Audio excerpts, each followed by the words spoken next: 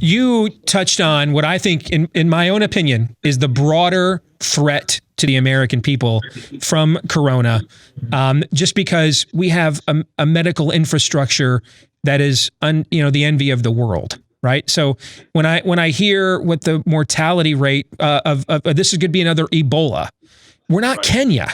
It's not going to be Ebola in America. We're not Kenya. All right. We have a vastly different medical infrastructure here.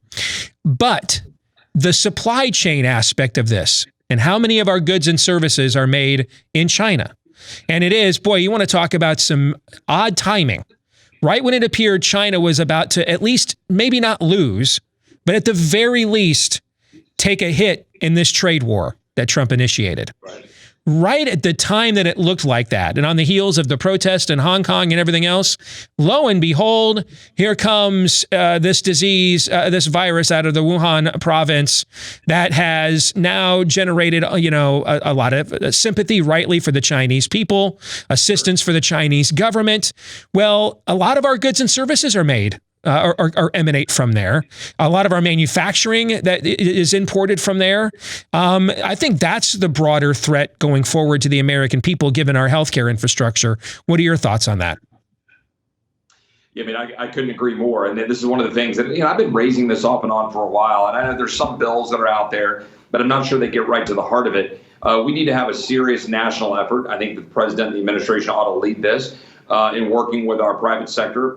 We don't like government restrictions. We don't like the government stepping in and saying where something must be made or developed. But we have a national security interest in ensuring that we've got the resources we need to care for our citizenry, to defend our nation, to defend our borders. So, for example, there are basically two, plane makers, right? Boeing and Airbus.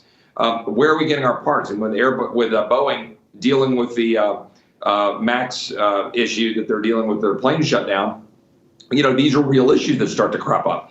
We need to have a robust manufacturing base, a robust supply chain in the United States for our national security and our well-being. We were able to, in 1941, start ginning up the war machine because we had a massive manufacturing base. When we had Rosie in there doing the riveting, it was because we had a place to do the riveting. We were able to transform existing manufacturing facilities and go to war to take out Hitler and to take out Imperial Japan. We need to make sure that we're staying on top of that and that we're not so slave to free trade and so slave to wide open borders of the left. Frankly, those are kind of two sides of a coin, right? Mm-hmm. The weakness of the right is a slave to being, free trade. And look, I'm for free trade, as I'm sure you are too. Mm-hmm. But it's got to be, we got to be thoughtful about it. I've been for massively expanding free trade in the Western Hemisphere, where we have more ideological, I think, strength, with sort of building strength in the Western Hemisphere than maybe with China. But great, it can be diverse and all over the world. But we can't be reliant on China, Russia, certain adversaries, or frankly, any one country besides ourselves for anything that's critical to our health, well-being, national security, and so forth. So I think it's a major issue that we ought to deal with and get some smart minds together to figure out the best path forward.